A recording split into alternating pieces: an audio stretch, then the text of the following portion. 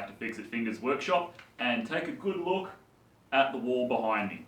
Because over the coming weeks and months, this whole area, what I've used as my workshop for the past 10 months, is getting basically a complete redesign. Firstly, these shelves, gotta go.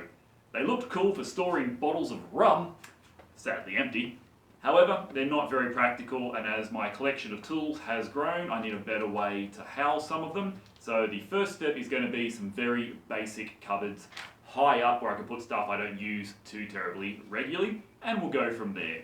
I have knocked up some free plans for this. I will put them on my website once I'm done here. Let's get started using recycled timber. I was very fortunate a couple of months ago off Facebook Marketplace. I managed to scab a whole bunch of plywood for completely free. And I've just worked out on my cutting list that I've got just enough here to do this project, providing I don't bugger anything up. I designed this in 17mm, and if you look at the plans, you'll see that one 17mm sheet of plywood will do this project completely, except for the doors. However, I've got a mix here of some rough stuff. It ranges from 17 to 19-ish, and I'm going to have to make do as I go along. But ostensibly, this is a one-sheet project.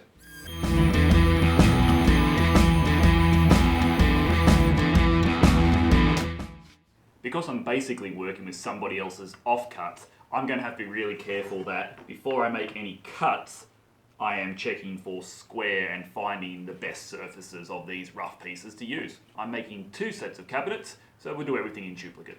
With this board, I only had one straight edge, no corners that I could reference off, so I'm going to create one. My Kreg square cut wasn't actually long enough for me to go all the way through, so a bit of aluminium extrusion, and I've managed to jury up a solution which I hope will make this a perfect 90.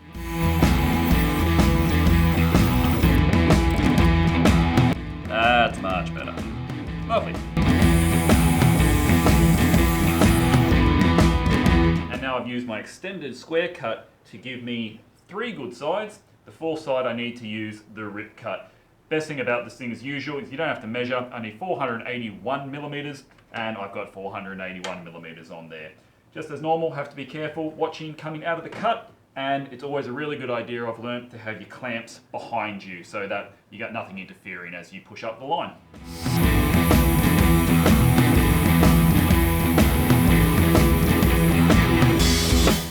I was wondering why this bottom one didn't come off. I forget that when you put the circular saw in the cradle, you of course raise the blade a couple of millimeters. I have to do another pass. Right, so there is my first set of 2. They are now exactly the same size, which is what I wanted. Fantastic, who needs a table saw?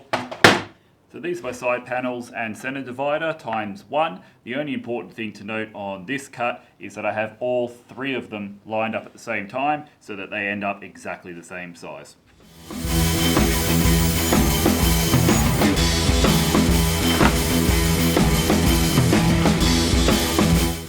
Time to start thinking about the joinery for this project. You could just butt joint these together, of course. You could use the Kreg jig, and I am going to do that, and that would probably be the easiest, fastest way. But on top of doing the pocket holes, I'm also going to do some rebates in the tops and bottoms of the panels so that I get some more gluing area and you get maximum strength. Why engineer something when you can over-engineer something?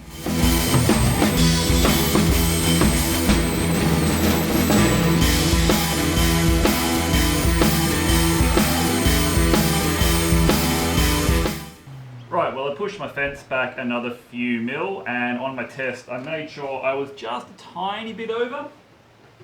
So that way, when I grab my 17mm boards, you may not be able to see that because it is under 1mm, they fit very, very nicely, and I'm going to be able to flush trim the last tiny bit off the edge.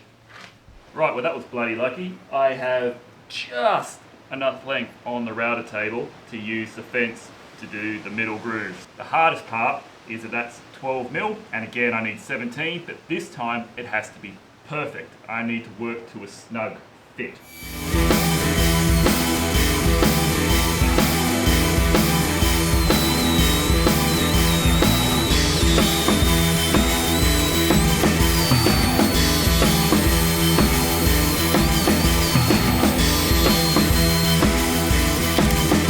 That's pretty bang on. Lovely. So I know that's 12, I need it to be 17. I'm going to sneak up on this just by nudging the fence a millimetre, running one, flip it, run it the other way, so I do equal passes off each side until I get a perfect fit. So to be honest, that is actually a tiny bit looser than I would have liked, but the glue should hold that in. These are just the centre divides. Right, to mark out my pocket holes, I've just cut myself a stick to the right size. For the middle panels, it's actually a little bit interesting. What I'm going to do is put that one and that one. They're 6 centimetres, 12, 12, 12, 6. Then I'm going to flip the middle board over, mark the same again, so that way I'm going to have crisscross screws, and that'll hold it even more steady than just the dado will allow. On the regular ones, they all go on the inside so that you can't see them. So that's my back rear. And I can just mark 1, 2, 3, 4. It is important just to put your marks down because inevitably you're going to end up putting a pocket hole on the wrong side. These are only cabinets for the workshop. However, I would like to get into some good habits in case I ever do this for realsies one day. Because I made my life hard for myself by doing those dados there to give extra gluing area and strength, I've actually buggered up the normally very simple mathematics with the Kreg jig. So if you don't want to overcomplicate this program like I am, don't do the dados. Use a 17mm or a 19mm straight sheet of ply and your life will be much easier. As it was, because I'm using a mix of 19 and 17 because I recycled the plywood and because I've decided to do those dados as well, I had to bugger around with the settings quite a bit, and I even managed to put a lovely little hole in the bottom of my Kreg jig, which I'm sure a lot of people have done, but still felt like a bit of a tool at the time. I'm all set up now, I've done my tests, and we can pump out some bits, and I really do actually enjoy this. I find it quite therapeutic.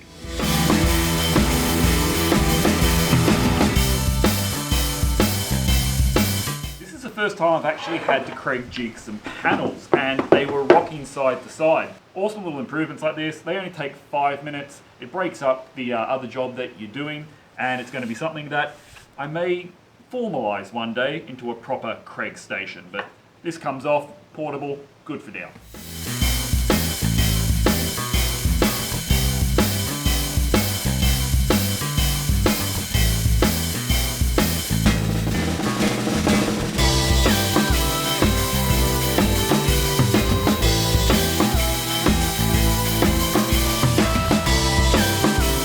Assembly time. You might be able to spot I've had a quick practice and figured out the best way to put this together, and I'm very glad that I picked up this. This is the dedicated pocket hole clamp from Kreg.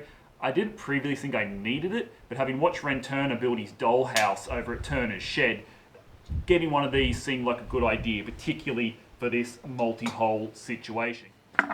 Right, so this clamp here goes into your pocket hole. Now you just have to watch it isn't going to slip this way.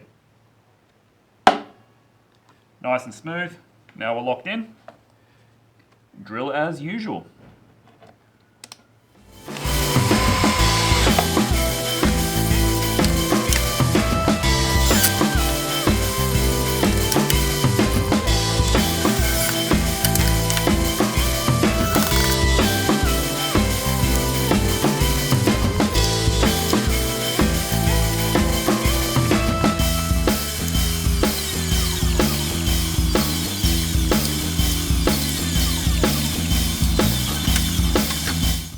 Now you can see the point of these dados is not only are they going to add strength and gluing area, as I dry fit it here,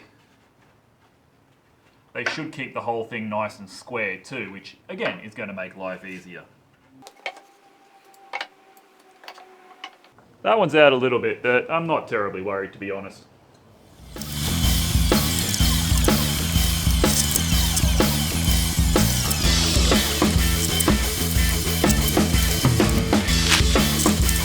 Right, well on one hand, that went together pretty easily. I've not assembled cabinets before with the Kreg jig. It is a little bit tricky, it takes a bit of practice to figure out how to get the right angles to drive your screws in.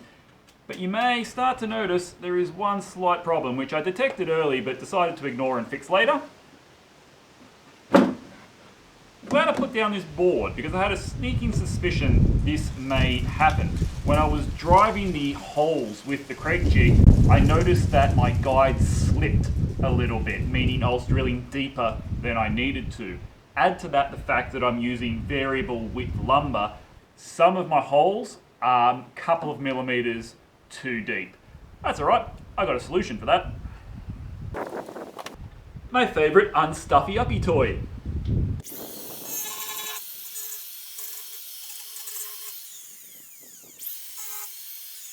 And then these other ones are fine, but obviously I've got one or two down the bottom here which have drilled into the baseboard. So do take some care with your Kreg jig. It is very good, but it's not magic. There are user error points, and that is one of them. If you do not set it up correctly, you will get screws coming out the top.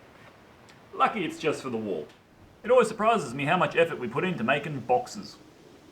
They look pretty good, not perfectly square, but I'll take it.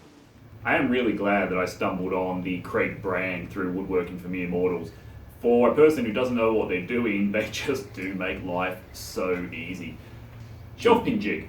I could have just got a piece of the pegboard material that I used for the pegboard and done that. However, look, you'll see when I do this how quick and how easy and how simple this thing makes your life. Dave Stanton actually does a really good video on it, so I won't go on to too much, and honestly there's not that much to explain. Have a watch.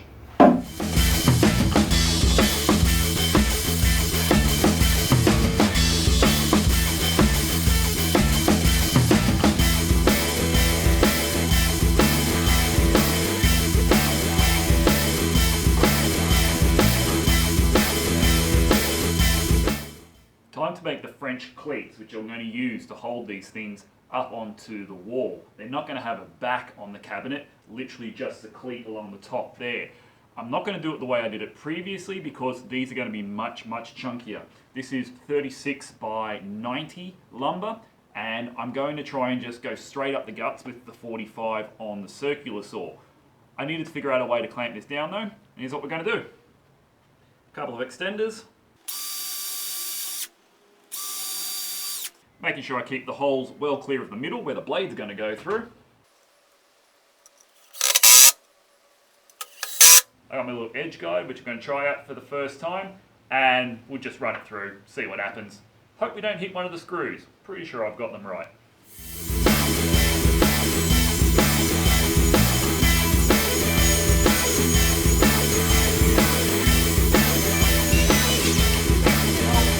They're not perfectly even. I could have measured up my line a bit better. But that's a pretty chunky cleat. Look at that. Just chopping up my French cleats to fit into the units. I've offset the one that's going to be on the wall by about half a centimetre to a centimetre, just so I've got a bit of play when I'm going to hang them up. It'll be easier if this one's slightly smaller. Another quick ruler just to mark up the pocket holes for these brackets. These are the bits that are going to go into the cabinets.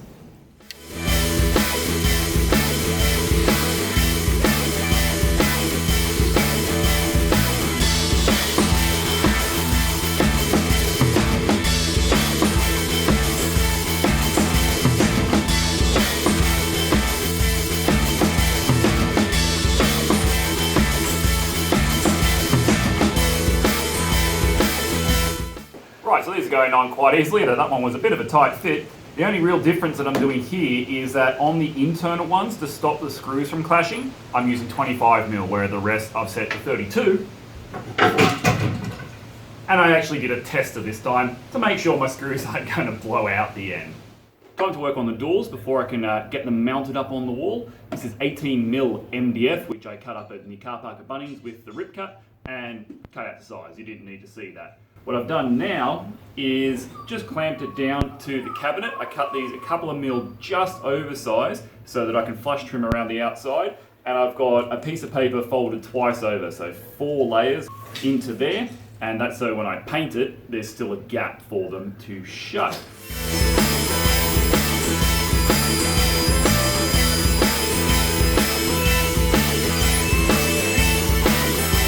Picked up a few of these easy attach hinges, no mortising required, very simple, a couple of bucks from Bunnings. Arbitrary piece of wood, about the right size spacers, just enough cut that I had. And we're going to mark those out and just screw them in by hand.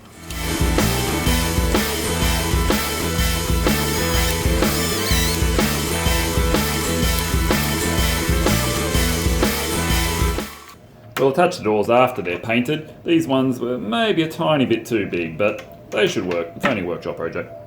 I'm not putting handles on the doors of the cupboards. Instead, I'm going to have a giant chamfer all the way on the side, and then just to balance it up for decorative purposes, another one along the top.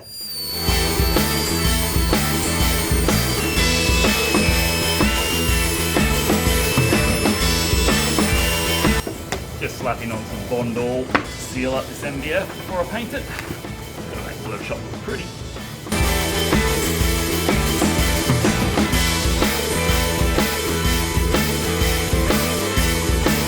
While let the Bondall dry on the MDF doors, time for this mess to go away. I haven't decided where I'm going to put my booze bottle collection, but well, more important things are happening. Do it the easy way, shall we? That'll do for now. To mount my French cleats, I'm first drilling clearance holes in so that I can position them easily on the wall.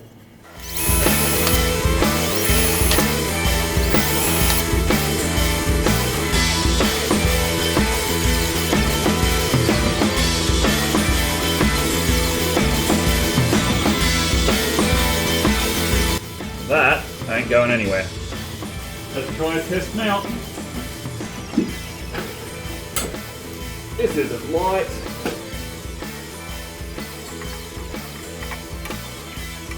Oh mate, that's a win. Excellent, one of them done. Looks like navy blue is going to end up being the workshop colour. Because I don't like buying paint, this is the leftover from the toy box I made a few months back.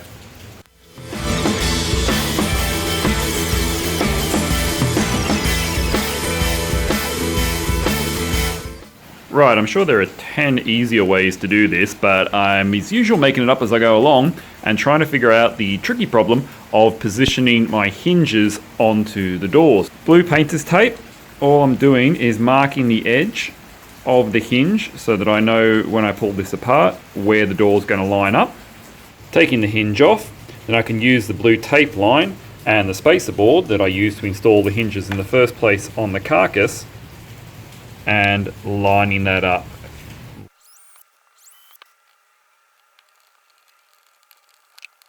Right, that's back on. Moment of truth. Let's see if this actually works. I've never put two doors on before. Yes! Excellent. Hinges are kind of scary actually for a newbie. They're just, that's something a little bit different. When you've got moving parts, I think that becomes a world of its own. And I tell you what, I am pretty glad I put the 4 sheets of paper in there because the paint does add some thickness. And we're going to put a magnetic catch in because why the hell not?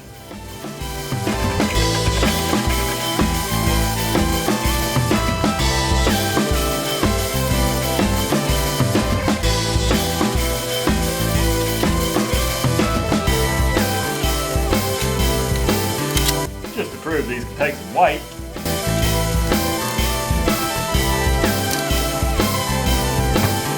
Well, there you have it. The first stage of my workshop redevelopment is complete, and I'm pretty bloody chuffed, to be honest. First time I've done cabinets and they've come out pretty well.